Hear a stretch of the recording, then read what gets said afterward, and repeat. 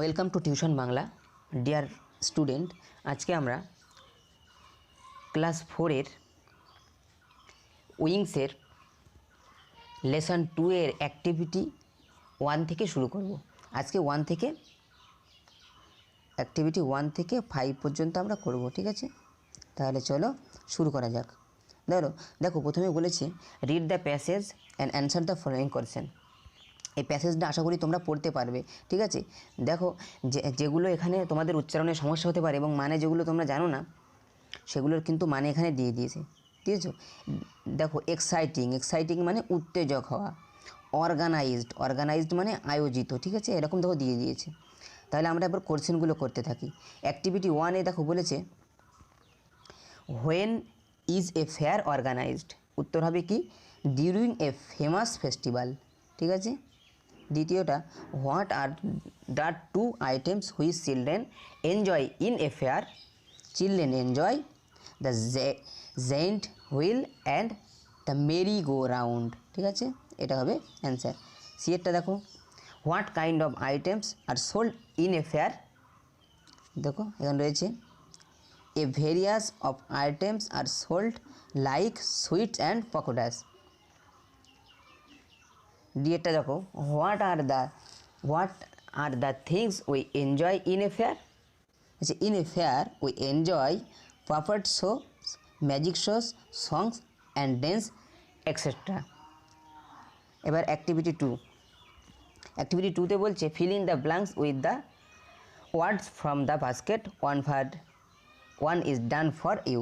মানে এই বাস্কেট থেকে এই ওয়ার্ডগুলো, অ্যাপ্রোপ্রিয়েট ওয়ার্ডগুলো এখান থেকে নিয়ে এখানে বসাতে হবে। একটা করে দিয়েছে, দেখো Razia buys a mask from the Baisakhi Mela, ঠিক আছে? দ্বিতীয়টা দেখো বিয়েরটা বলছে the children are riding on the merry go round and shouting with joy. সিয়েরটা there are many handicraft stall in Phulpati Mela. এখানে এল হবে, ঠিক আছে? এটা এল হবে এই জায়গায়, Phulpati Mela. The puppet show will start at 5 PM in the fair.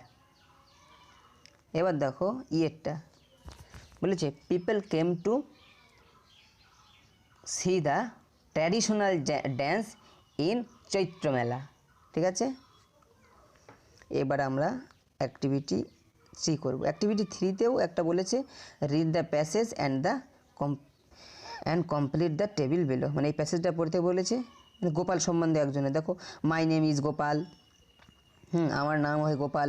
I am 9 years old, আমি 9 বছরের। My father's name is Sahadev Mahato, আমার বাবার নাম Sahadev Mahato. He is a Chhau dancer, সে একজন শো ড্যান্সার মানে নাচের একজন শিল্পী, ঠিক আছে? The name of my village is Charida, মানে আমাদের গ্রামের নাম চরিদা। মাই ফাদার পারফর্মস, আমার বাবা অভিনয় করে অ্যাজ রাবণের চরিত্রে ইন শো ড্যান্সে, ঠিক আছে? শো উৎসবে আমার বাবা রাবণের চরিত্রে অভিনয় করে।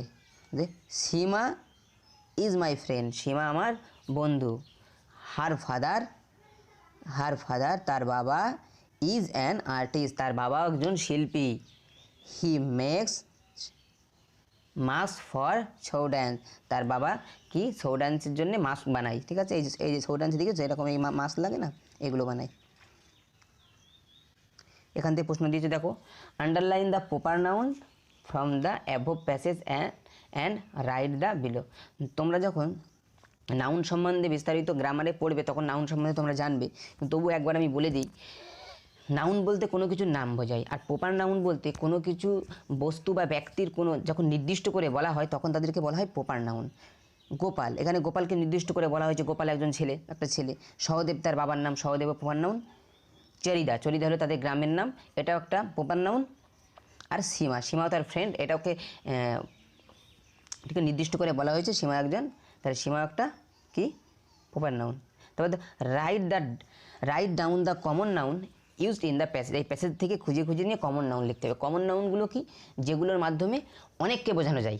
যেমন স্টুডেন্ট, তোমরা কিন্তু একা স্টুডেন্ট না, স্টুডেন্ট অনেকে হতে পারে, ঠিক আছে। এখানে যেহেতু স্টুডেন্ট নেই, ঠিক আছে, ওই জন্য প্যাসেজ দিয়ে খুঁজে আমি এখানে স্টুডেন্ট লিখতে পারবো না, কিন্তু স্টুডেন্ট একটা proper noun, sorry common noun,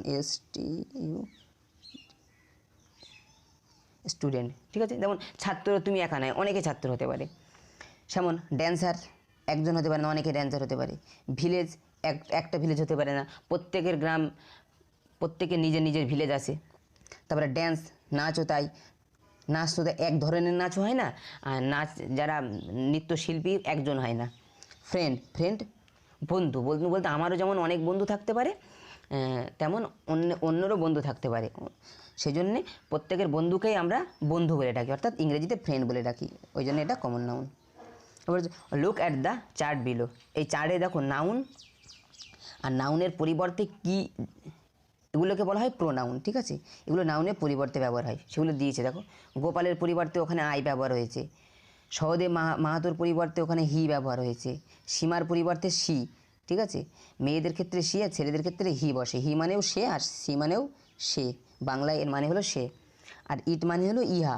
দেখো ছৌ ড্যান্স, এটা তো কোনো ব্যক্তি নয়, এটা একটা ড্যান্স, ঠিক আছে, একটা নাচ, সেটার জন্য এটাকে বলা হয়েছে ইহা। দেখো এখানে ব্যবহার হয়েছে, দেখিয়ে দিচ্ছি।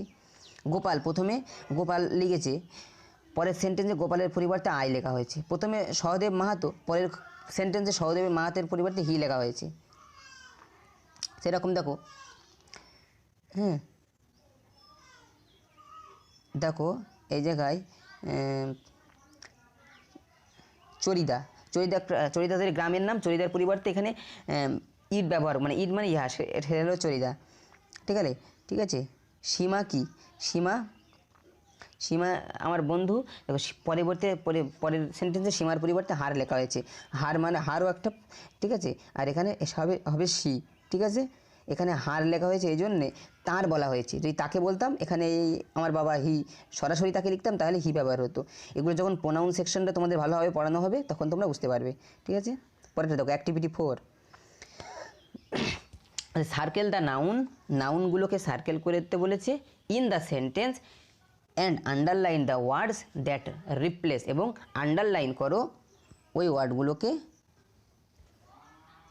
The nouns one is done for, নাউনের পরিবর্তে যেগুলো ব্যবহার হয়েছে পরের সেন্টেন্সে, সেগুলো আগেরগুলো যেগুলো আমি করালাম সেই রকম, দেখেছো। দেখো এখানে বলেছে কবিতা লিভস ইন ওড়িশা, কবিতা, পরের পরিবর্তে কবিতার পরিবর্তে দেখো সি বসিয়েছে, এখানে হি বসাতে পারতো, মেয়ে বলে সেখানে বসাতে হবে, মানে অর্থাৎ স্ত্রীলিঙ্গর ক্ষেত্রে সি বসাতে হয়, ঠিক আছে।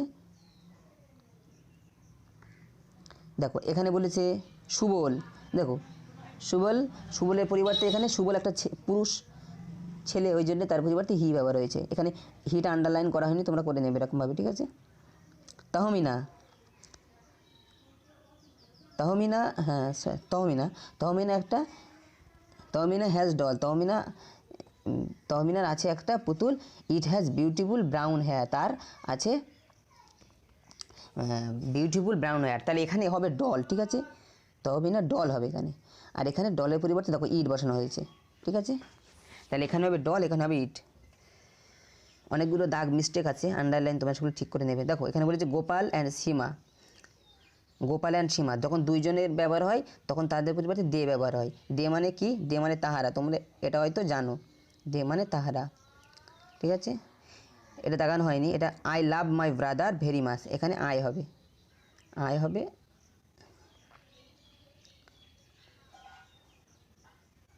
হ্যাঁ এখানে আই হবে এবং ব্রাদারও হবে, আই এবং ব্রাদার দুটোর পরিবর্তে কী ব্যবহার হয়েছে, উই, আমরা ফুটবল খেলি এভরিডে, প্রতিদিন। এবার এখানে দেখো fill in the charts with pronoun which are used replace noun in the last অ্যাক্টিভিটিতে নাউনের পরিবর্তে যেসব প্রোনাউনগুলো ব্যবহার হয়েছে সেগুলো লিখতে বলেছে এখানে। এই দেখো সুবলের পরিবর্তে এখানে হি ব্যবহার হয়েছে, আর এখানে তহমিনা হবে না, এই জায়গায় হবে ডল, এই জায়গায় তোমরা ঠিক করে নেবে, এই জায়গায়, ঠিক আছে, এই জায়গায় হবে ডল,